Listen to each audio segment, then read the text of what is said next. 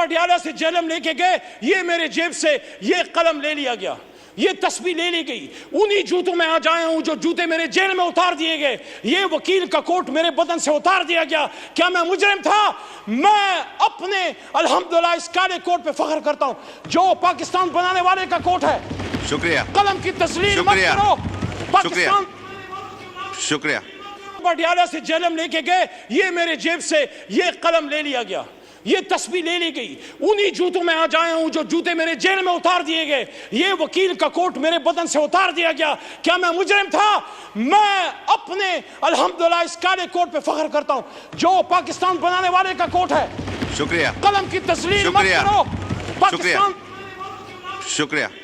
कैमरे जो जज साहिबान के बेडरूम्स में लग सकते हैं, उन कैमरों से वो दहशतगर्द कैसे छूट गए जिन्होंने कहा कि पाकिस्तान के लोगों के ऊपर बूटों से उनको रौंदा जाता है। किसी को शक है तो कल जाके आजाद राना सनाउल्लाह साहब की तरफ से मुज़ाकरात की, आसिफ जरदारी साहब की तरफ से भी दावत आई मुज़ाकरात की। मैं आज तहरीक इंसाफ की तरफ से ये बात यहां रखना चाहता हूं कि कब इमरान खान साहब ने मुज़ाकरात से इनकार किया, अगर हम समझते हैं कि पाकिस्तान को ठीक होना है तो फिर हम लोगों ने फैसले करने।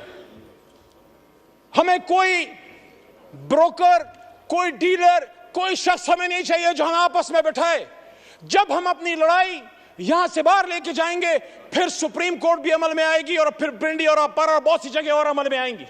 सिर्फ उनकी किसी गलत पॉलिसी की वजह से इमरान खान साहब को घर भेजा गया। मैंने 2 साल पहले भी ये बात की डिप्टी स्पीकर साहब, और आज भी इस बात पे कायल हूं। जब इस ऐवान में अकेला खड़ा था मैंने वहां ये बात की थी कि इमरान खान को इस बात की सजा दी गई है कि जिस बात की सजा हमेशा पाकिस्तान में कोई भी जो आजाद पॉलिसी बनाना चाहता है, हमसे पहले जिस भी लीडर के साथ हुआ है आप सबको पता है। अली मोहम्मद साहब। जी बहुत शुक्रिया। तकरीबन 2 साल के गैप के बाद कोई सियासी बात यहां करूंगा। इस तरफ के दोस्तों से दरख्वास्त है कि मैं हमेशा एहतराम का दामन नहीं छोड़ता, लेकिन अगर मेरी कोई बात आपको सख्त लगे तो उसका जवाब दलील से दीजिएगा। मैं बैठा हूं, अगर ज़रूरत हुई, वैसे ज़रूरत मैं महसूस नहीं करता लेकिन मैं रिस्पॉन्ड कर दूंगा। दरख्वास्त होगी, मेरी बात पाकिस्तान के मफाद में मैं करना चाहता हूं। मैं सिर्फ बतौर पाकिस्तान तहरीक इंसाफ के MNA के तौर पर नहीं, इस मुअज़्ज़ज़ ऐवान के एक मेंबर और 25 करोड़ अवाम के एक नुमाइंदे के तौर पे एक बात करना चाहता हूँ। अल्लाहुम्मा सल्लि व सल्लिम मुबारक अला सय्यिदिना मोहम्मद व अला आलि मोहम्मद। कहता हूँ वही बात, समझता हूँ जिसे हक, मैं ज़हर हलाहल को कभी कह न सका कंद। अपने भी खफा मुझसे हैं, बेगानी भी ना खुश। कहता हूँ वही बात, समझता हूँ जिसे हक। मेरे दोस्तों और मेरे भाइयों, आज से 2 साल पहले 9 अप्रैल की रात जब आप मेरे बहुत से बहन भाई जो वहां बैठे हैं, आप यहां विराजमान थे और मैं हुकूमती बेंचेस पे पीछे शेख साहब की यहां मैं बैठा हुआ था, जो मेरी कुर्सी थी, और मेरे सामने मेरे लीडर की कुर्सी खाली थी। और मुझे ये लगा कि जिस तरह 3.5 साल मैंने अपने हुकूमत का दिफा किया, जो मेरी ड्यूटी थी, उस रात भी मैंने अपना फर्ज निभाना है। मुझे बहुत से लोगों ने पूछा बाद में पूरे पाकिस्तान में जब मैं गया हूं कि आपको इस तरफ बैठे लोगों से डर नहीं लगा? वो 170 172 थे। मैंने कहा नहीं, सियासी इख्तिलाफ था लेकिन वो मैं उनको अपना जाती दुश्मन नहीं समझता था। तो आज जो मैं ये बात करना चाह रहा हूं वो ये है कि जब पिछले 2 साल की तरफ मैं मुड़ के देखता हूं तो मुझे वही कहानी, खुर्शीद शाह साहब आपकी भी तवज्जो चाहिए, आप मेरे कायदे हिज़्ब इख्तिलाफ रहे हैं, तो मुझे वही कहानी रेप्लिकेट होती नजर आती है जो आज से 50 साल पहले इस ऐवान के एक मुंतखब कायदे ऐवान को जब फांसी के तख्तेदार पर लटकाया गया। पाकिस्तान तो नहीं बदला, फर्क सिर्फ यह है कि कभी हथकड़ी डाल के नवाज शरीफ की तरह जहाज में बैठा के मुल्क से दरबदर कर दो, कभी बेनजीर भुट्टो की तरह, शहीद की तरह। बाप फांसी पे चढ़ चुका है, बेटी को पाकिस्तान में रहने की इजाजत नहीं, मां समेत उसको मुल्क से दरबदर कर दिया गया, जो वो पता नहीं 17, 18 या 20 साल की होगी, मुझे नहीं पता, but she was young and unmarried at that time. वापस आती है, फिर दरबदर की जाती है, and she was forced to go to exile once again and her life ended in Liaquat Bagh, where she was martyred on 27 December 2007. वही लियाकत बाग जो एक और लीडर हमारा कायदे आजम का दायां हाथ खा चुका है।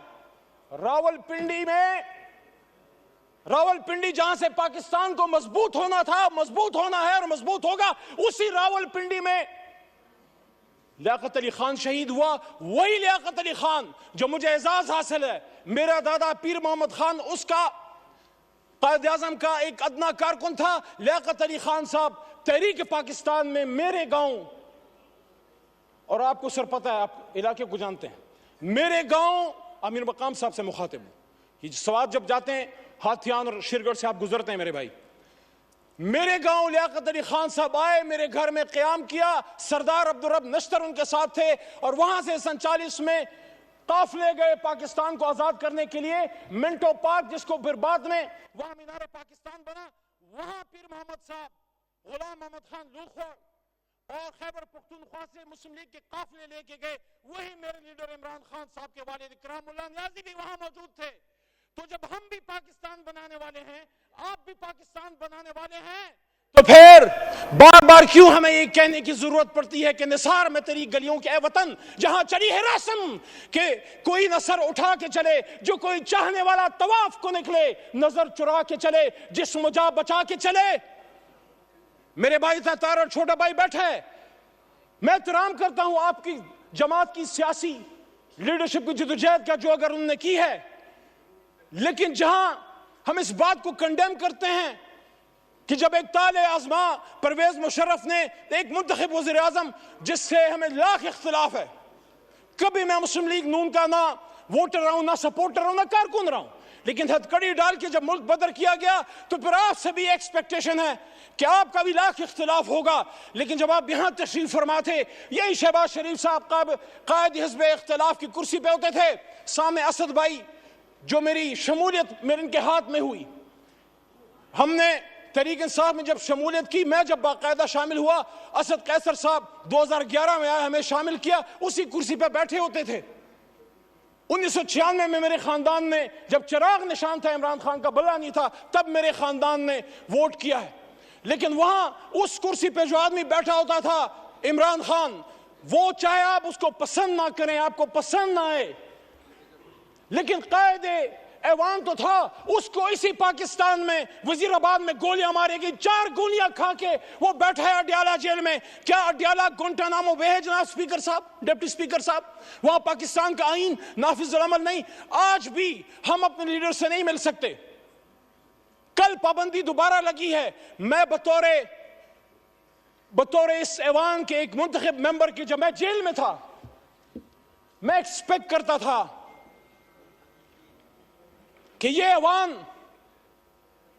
इमरान खान के लिए नहीं, अपने एक साबिक कायदे ऐवान के लिए खड़ा होगा। यहां से मुजम्मती करारदादें पास होंगी और यहां वोट को इज्जत दो कि हमारे साथी या बेनजीर भुट्टो और भुट्टो साहब की उनकी अलमनाक जो हादसात हुए हैं, उनके दाई, उनके अमीन खड़े होंगे और वो कंडेम करेंगे और वो डिमांड करेंगे कि पाकिस्तान के एक साबिक वजीर आजम पे जानी हमला किसने किया, ये किसका सिक्योरिटी फेलियर है। वो कैमरे जो जज साहिबान के बेडरूम्स में लग सकते हैं, उन कैमरों से वो दहशतगर्द कैसे छूट गए जिन्होंने जाके कहा कि पाकिस्तान के लोगों के ऊपर बूटों से उनको रौंदा जाता है। किसी को शक है तो कल जाके आजाद। 16 फरवरी को एक लंबी जुदाई, लंबी कैद के बाद पहली बार अपने लीडर इमरान खान साहब से मिला। उनसे मैंने जब बात की, उन्होंने फतह मक्का मॉडल की बात की मेरे सामने जेल में, गोलियां खा के। और ये आमिर डोगर साहब, चीफ विप साहब इस बात के गवाह हैं, और हमारे साथ सरदार लतीफ खोसा साहब भी मौजूद थे, वो भी इस बात के गवाह हैं कि उन्होंने कहा कि जिस तरह हुजूर सल्लल्लाहु अलैहि वसल्लम की फरमूदात पे गैर मुस्लिमों ने अमल किया। फिर उन्होंने एग्जाम्पल दी नेल्सन मंडेला की ट्रुथ एंड रिकंसिलिएशन कमीशन की, कि उन्होंने सच बोल के पाकिस्तान को ठीक कर, अपने मुल्क को ठीक कर दिया। उन्होंने कहा मैं जाती इंतकाम पे बिलीव नहीं करता, जाती इंतकाम नहीं लूंगा, हाँ, जिसने कोई जुल्म किया है अदालत जाने और कानून, लेकिन सियासी इंतकाम नहीं। लेकिन सच बोलेंगे तो ट्रूथ एंड रिकंसिलिएशन कमीशन बनेगा। ये जो इस तरफ से वज़ीर आज़म के मुशीर, हालांकि उनको हम वज़ीर आज़म हमारा उसूली मौक़िफ़ नहीं मानते, लेकिन एक उनकी तरफ से दावत आई है राना सनाउल्लाह साहब की तरफ से मुज़ाकरात की, आसिफ ज़रदारी साहब की तरफ से भी दावत आई मुज़ाकरात की। मैं आज तहरीक इंसाफ की तरफ से ये बात यहां रखना चाहता हूं कि कब इमरान खान साहब ने मुज़ाकरात से इनकार किया? 5 अगस्त को जब गिरफ्तार हो रहे थे, जब उनको उठाया जा रहा था, तो मेरे जनाब डिप्टी स्पीकर साहब, उन्होंने उस दिन भी कहा कि हम सबसे बात करने के लिए तैयार हैं, लेकिन बात की नुकात क्या होंगे? क्या हम सच पे आएंगे? क्या हम सच बोलेंगे? क्या हम सच बोलेंगे? ट्रूथ एंड रिकंसिलिएशन कमीशन के लिए सच्चाई जो है वो पहली शर्त है। आसफा बीवी को मैं वेलकम करता हूं, ऐवान में शहीद बेनजीर भुट्टो साहिबा की साहबजादी हैं। देखिए जनाब डिप्टी स्पीकर साहब, अगर हम समझते हैं कि पाकिस्तान को ठीक होना है तो फिर हम लोगों ने फैसले करने। हमें कोई ब्रोकर, कोई डीलर, कोई शख्स हमें नहीं चाहिए जो हमें आपस में बैठाए। जब हम अपनी लड़ाई यहां से बाहर लेके जाएंगे, फिर सुप्रीम कोर्ट भी अमल में आएगी और फिर पिंडी और अपर और बहुत सी जगह और अमल में आएंगी। मेरी आपसे दरखास्त है, स्पीकर की कुर्सी इनिशिएटिव ले। हमारा सबसे पहला नुक्ता जनाब इमरान खान साहब और असीरान की रहाई है। पॉलिटिकल केसेस हैं। वो शख्स जो वजीर आजम था, अचानक उस पर कैसे 150-200 केसेस बन गए? He's a political prisoner. He's a prisoner of conscience. And I'm not defending whatever atrocities have been done to you in the past. अगर हम उस पे जाएंगे तो फिर बात हल नहीं होगी। यहाँ इजाजुल हक साहब भी मौजूद हैं, उनसे एहतराम का रिश्ता है, लेकिन जो हुआ माजी में वो ठीक तो नहीं था।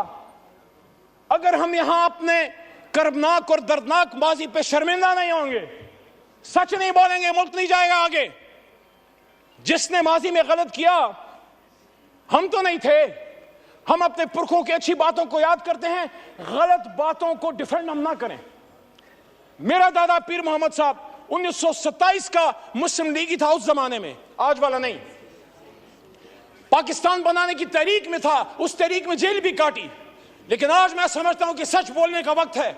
जहां मुझे इस पे फख्र है कि तहरीक पाकिस्तान का कारकुन था, जना का साथी था, जेल काटी, पाकिस्तान के लिए तकलीफ उठाई, वहां जब वो फेडरल मिनिस्टर फॉर रेवेन्यू बने, मेरे ख्याल में उनको अयूब खान साहब की कैबिनेट में वजीर नहीं बनना चाहिए था।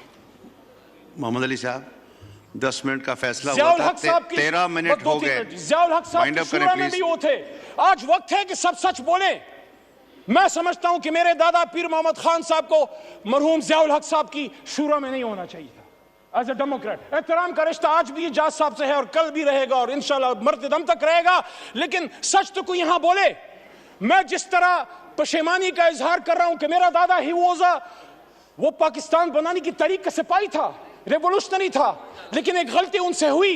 मैं एक्सपेक्ट करता हूं कि मेरा छोटा भाई है बिलावल साहब, चेयरमैन है तहरीक पीपल्स पार्टी का, उनके खानदान ने कीमत चुकाई है, लेकिन उनके दादा भी फॉरेन मिनिस्टर थे, जुल्फिकार अली भुट्टो साहब अयूब खान साहब के साथ।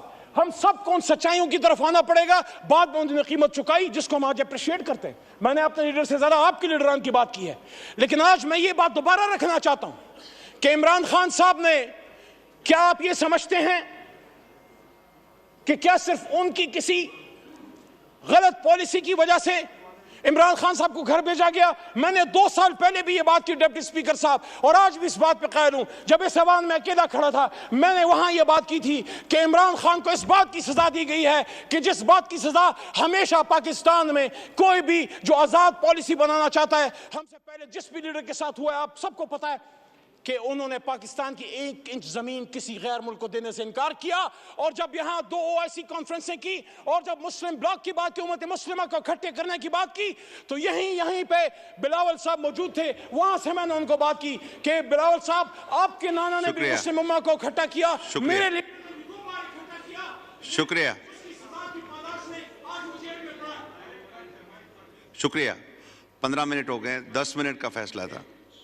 माइक खोले मोहम्मद अली साहब, वाइंड अप करें। तो उस जुर्म की पादाश में आज इमरान खान साहब जेल में पड़े हुए हैं। ये दाग दाग उजाला, ये शब गजीदा सहर, ये वो सहर तो नहीं जिसका इंतजार था। ये वो शहर तो नहीं। कायद आज़म ने इसलिए कुर्बानी दी थी कि आज हमारे फैसले कोई और करेंगे, और वो कौन है? जब अपने लिमिट में रहेंगे हमारे सर का ताज है। हमें जितना दुख इमरान खान साहब के बदन पे गोलियां लगने का या बेनजीर साहिबा के शहीद होने का है, उतना ही दुख हमें जनरल सरफराज की शहादत का है, और उतना ही दुख हमें साने बावल किया जब जेल में अडयाला में मुमताज कादरी साहब के सेल में पड़ा होता था। मैं सोचता था कि क्या जुर्म करके आए हो। जब अडयाला से जेल में लेके गए, ये मेरे जेब से ये कलम ले लिया गया, ये तस्वीर ले ली गई। उन्हीं जूतों में आज आया हूं जो जूते मेरे जेल में उतार दिए गए। ये वकील का कोट मेरे बदन से उतार दिया गया। क्या मैं मुजरिम था?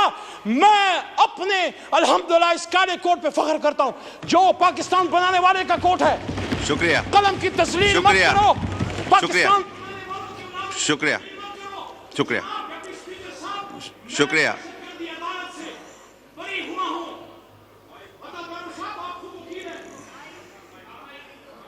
वाइंड अप करें, वाइंड अप करें। मोहम्मद अली साहब जी, वाइंड अप करें प्लीज। मैं दहशतगर्दी अदालत मर्दान से बरी हुआ। जब मैं अदालत में पेश हुआ, पहले तो 3MPO था, लेकिन मेरे पे दहशतगर्दी का दफा, आर्मी एक्ट जिसकी सजा मौत है। क्या मैं दहशतगर्द हूं? क्या अली मोहम्मद दहशतगर्द है? मर्दान ने तो पाकिस्तान बनाया है, मर्दान के बेटे को दहशतगर्द बना के पेश किया। मैं उन जज साहिबान अदालत को सलाम पेश करता हूं जो किसी प्रेशर में नहीं आए, और हाई कोर्ट पेशावर के हुक्म पे मैं फिर रिलीज हुआ। तो मैं DGI SPR साहब से पूछना चाहता हूं